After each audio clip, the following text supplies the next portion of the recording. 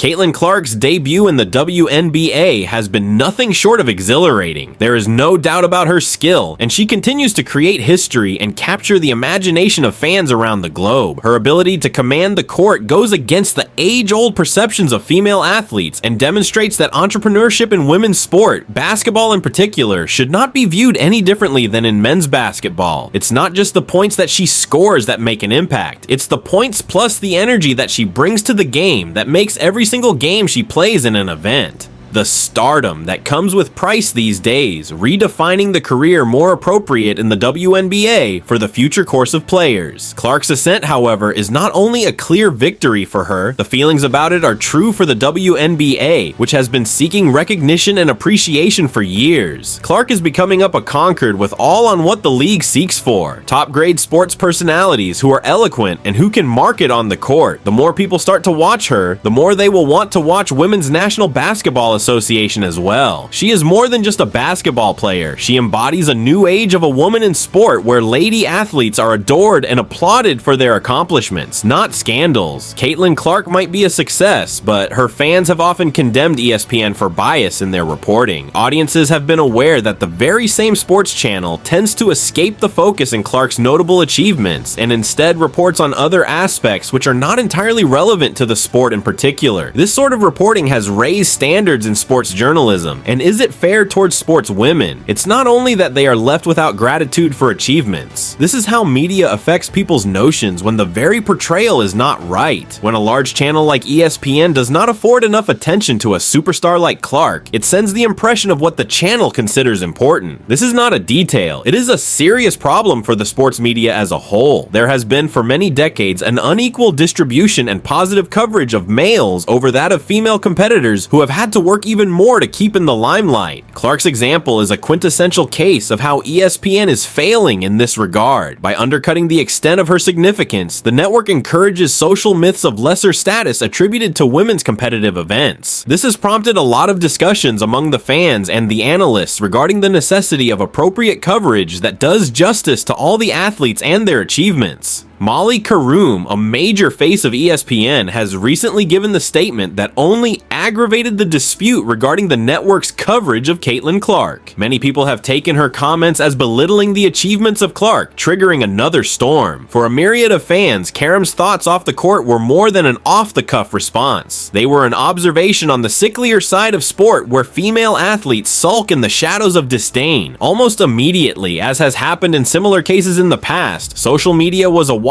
with vituperative attacks of ESPN and its announcers. The same comments make the fact clear how much power and terror the public has once they are given the authority to shape public opinion. That's why the words that someone like Karam uses and similar does when she notes the achievements of up-and-coming Clark vary from media proclamations. However, what this incident goes on to demonstrate is the broader picture about the status of women in covers in the sports media. No, it's not only for some of the athletes on the court and some of the fans off the court who would want the changes to be made within, yes, on and off the covers of sports. As everyone knows, Stephen A. Smith has views on everything and did not shy away from the criticism hurled towards Caitlin Clark. Smith even blasted ESPN in his diatribe, explaining how the network has been inconsistent in covering Clark's basketball career. Smith's remarks resonated with a lot of viewers who have observed the imbalance in treatment of male and female sports people by the media. The fact that this issue has such implications is an indication